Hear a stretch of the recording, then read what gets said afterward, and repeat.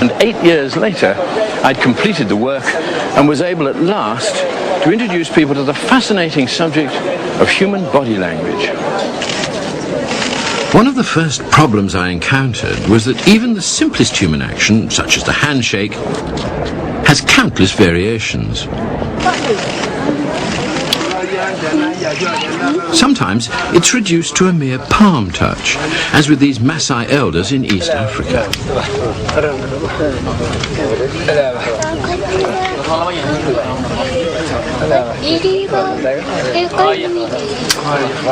But in other countries it becomes more elaborate. In Mali, in West Africa, the handshaker briefly touches his own forearm as the palms clasp. In Morocco, the handshakers kiss one another's hands at the same time as clasping them. And in Turkey, these Kurdish farmers have taken this simple action and converted it into what amounts to a minor ritual. It's the local rule that they can't start bargaining until they're shaking hands. They have to keep on doing so until the deal is struck.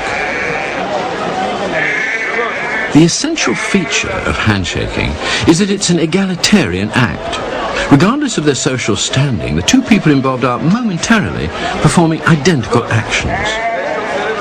So many gestures have different meanings in different places. You have to be quite careful how you use your hands when you're in a marketplace in a foreign country. Now, to me, this means everything's fine, okay. But if I happen to be in the south of France, it would have a quite different meaning. There, the ring shape made by the hand symbolizes a naught or a zero. So in the south of France, this means zero or worthless. So you don't want to say the wine was great because, in fact, you're saying the wine was worthless.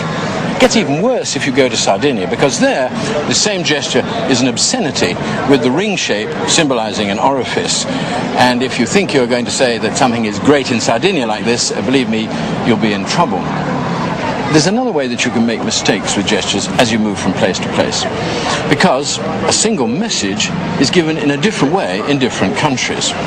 The crazy sign. How do you say to somebody, you're crazy? Well, here in Rome, you do this. But in England, I would probably do this, the temple screw, saying he's got a screw loose. Or I might say his brain is going round and round.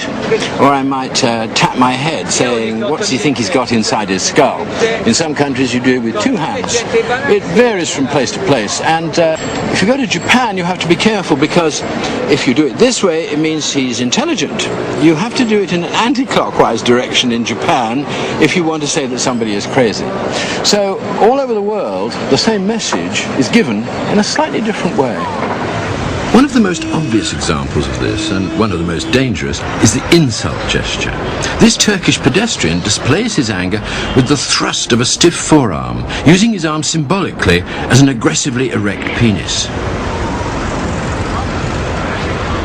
A slightly more obscure insult is the cornuta, or horn sign, frequently seen in Italy. It implies that the victim of the insult is a cuckold, that his wife is unfaithful to him.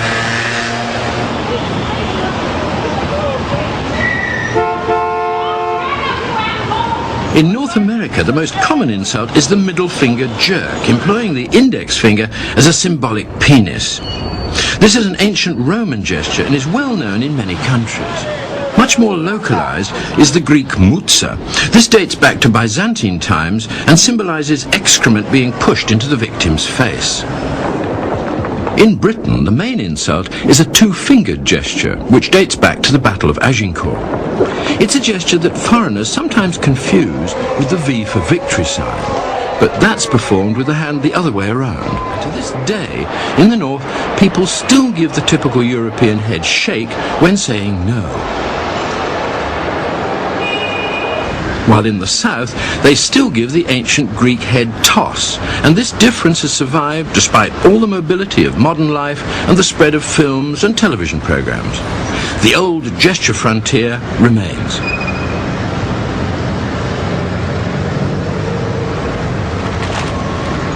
Yes signals made with the head are just as complicated as no signals. In most parts of the world, people nod the head up and down when saying yes. Many people mistakenly assume that this action is completely global, but this isn't the case. there are two areas where something else happens. One of them is India, where instead of being nodded, the head is wobbled from side to side when saying yes.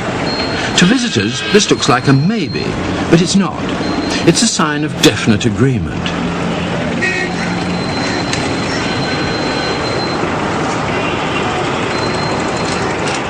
When your taxi driver agrees with you, you can see his head rolling from side to side, and you get the impression that he's undecided. I don't want to go too far. But every wobble he makes means yes.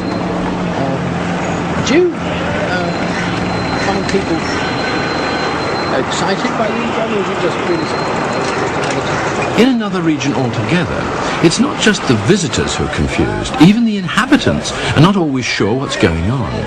Here in Bulgaria, they use both the head nod and the head wobble when saying yes, which creates total confusion. Why on earth they should do this remains a mystery, even to them.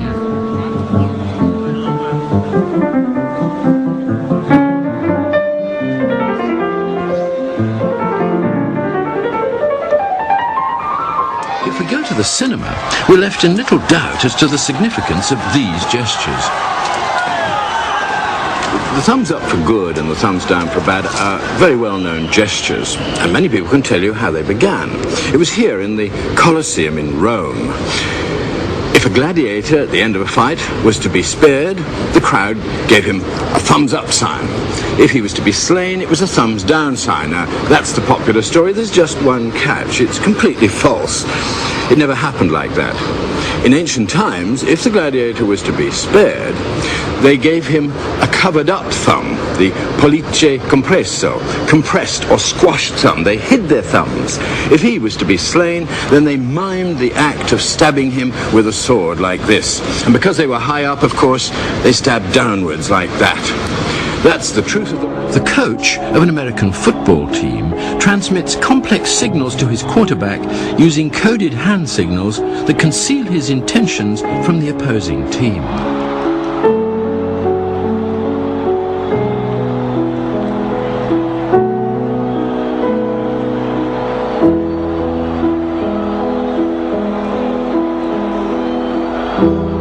Even if the opposing team does manage to crack the gestural code at any one time, it's being constantly changed to confuse them.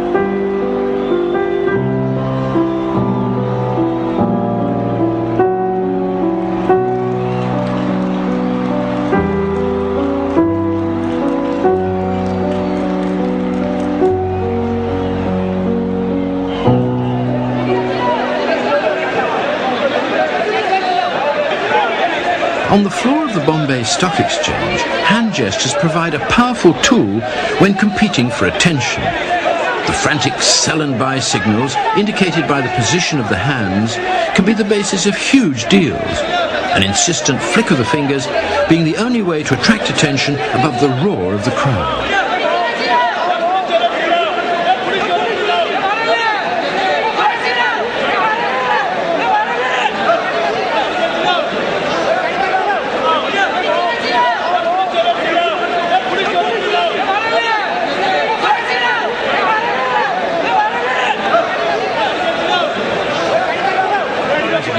Here in Africa, we freed our hands from the business of walking. We freed them from the chore of locomotion, and that was what enabled them to become the flexible, gesticulating hands that we have today.